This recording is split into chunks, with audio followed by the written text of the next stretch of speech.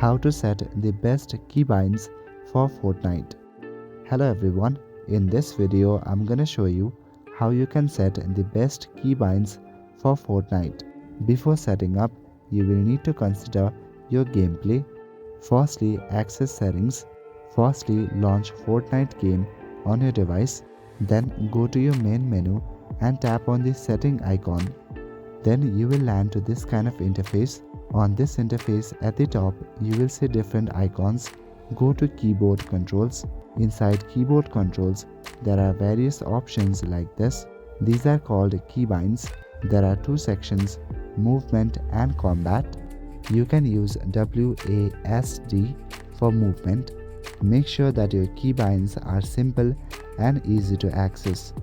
This way you don't have to worry about controls while playing.